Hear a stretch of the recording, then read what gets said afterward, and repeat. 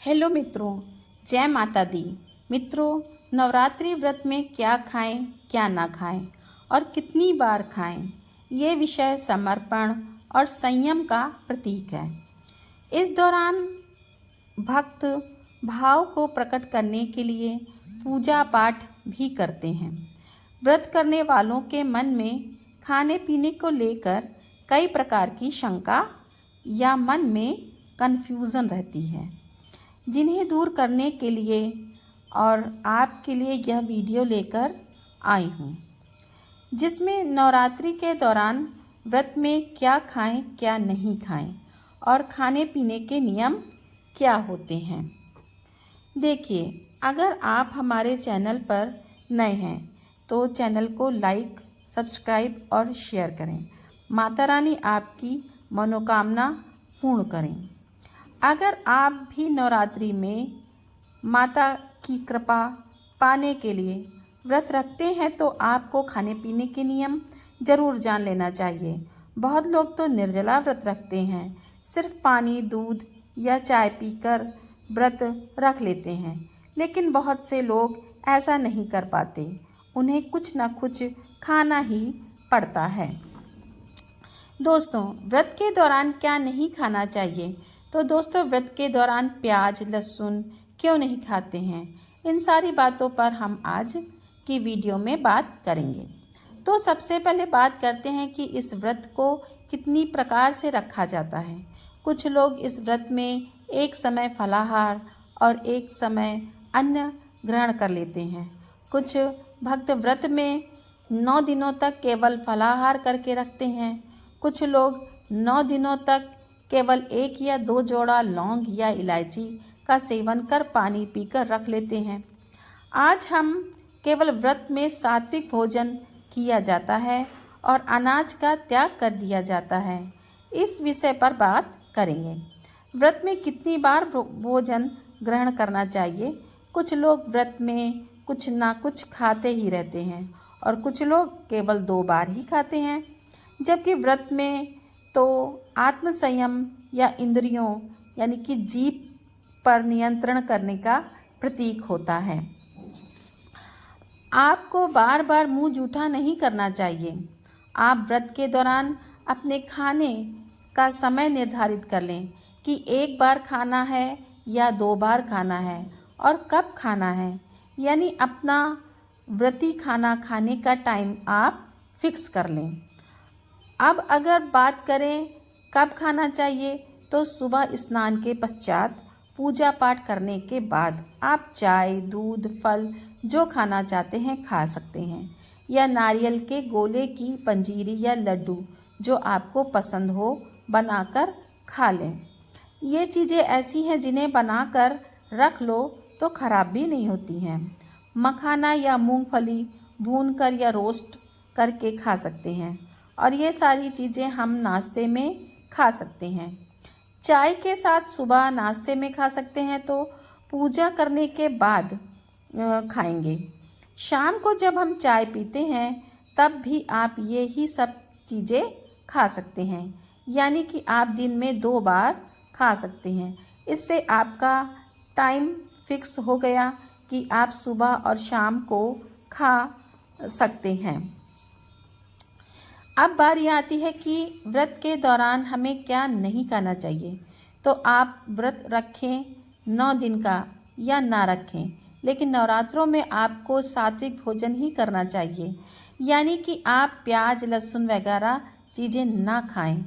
ने की कोशिश करनी चाहिए। हमें 9 दिन तक सात्विक भोजन ही करना चाहिए, जो हमारे शरीर और मानसिक सेहत के लिए फ़ायदेमंद होता है। इससे हमारा पाचन तंत्र भी ठीक रहता है और मन तथा शरीर संतुलित रहता है। नियमित रूप से सात्विक भोजन के सेवन से शरीर में ऊर्जा का संचार अधिक होता देखा गया है। यदि आपने 9 दिन का व्रत रखा है तो नमक में सेंधा नमक ही खाना चाहिए। रोज़ की तरह सफ़ेद वाला नमक नहीं खाना चाहिए।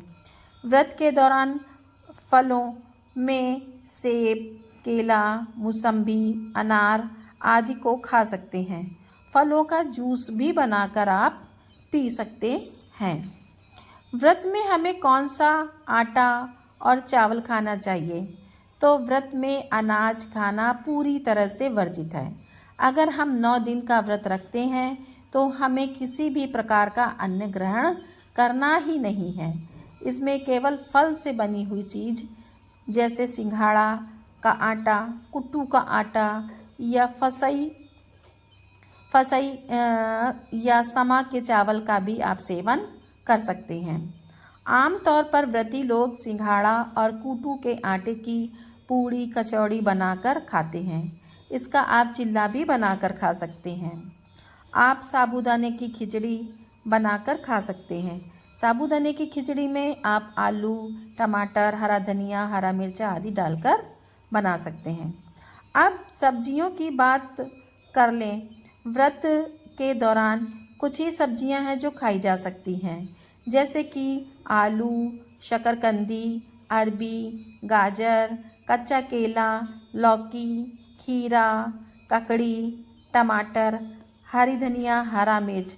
इस तरह की सब्जियां व्रत के दौरान खा सकते हैं। अपने व्रत का खाना किस तेल में बनाकर खाना चाहिए? तो आप शुद्ध देसी घी में ही अपना भोजन बनाकर खाएं। यदि किसी कारणवश आप देसी घी में नहीं बना सकते हैं अपना व्रती खाना, तो तिल या मूंगफली के तेल में भी अपना भोजन बना सकते हैं। लेकिन आप अपने खाने में रिफाइंड ऑयल या सरसों के तेल का इस्तेमाल या प्रयोग बिल्कुल नहीं करेंगे, क्योंकि ये तेल अन्न में गिना जाता है। सब्जियों के साथ मसालों का भी प्रयोग होता है, तो आप अपनी सब्जी बनाते समय केवल सेंधा नमक, हरा मिर्च, काली मिर्च और हरी धनिया का प्रयोग कर सकते हैं। सूखा धनिया का पाउडर भी बहुत लोग इस्तेमाल करते हैं, क्योंकि जन्माष्टमी में धनिया की पंजीरी बनाते हैं, तो व्रत में धनिया पाउडर जो साफ़ हो, जूठा ना हो, यूज़ कर सकते हैं। अब व्रत का भोजन बनाते समय थोड़ा सा साफ़ सफाई और शुद्धता का भी ध्यान रखना पड़ता है। वैसे तो रोज़मर्रा में किचन के काम साफ़ सफाई से ही हम सब करते हैं, लेकिन व्रत में कुछ खास ध्यान देना पड़ता है, क्योंकि कोई चीज़ पहले से यूज़ की ना हो, यानी कि पहले से उसका यूज़ किया हुआ ना हो। क्योंकि हम जो भी फलाहार या भोजन बनाते हैं वह पहले अपनी माता रानी को भोग लगाते हैं, फिर हम खाते हैं। यदि किसी कारणवश आपको पूजा पाठ करने में देरी हो जाती है या आप नहीं कर पाते हैं, तो नहाने के बाद ही माता रानी को मन ही मन याद करके सिर्फ आप पानी पी सकते हैं। लेकिन आप सदैव स्नान और पूजा पाठ करने के बाद ही कुछ खाने पीने की सोचें। आप कोशिश करें कि व्रत में आप घर की बनी हुई चीज़ों को ही खाएं, जो शुद्ध और साफ़ सुथरी होती हैं। और हमें पता नहीं होता कि दुकानों की बनी मिठाई शुद्धता से बनी है या नहीं।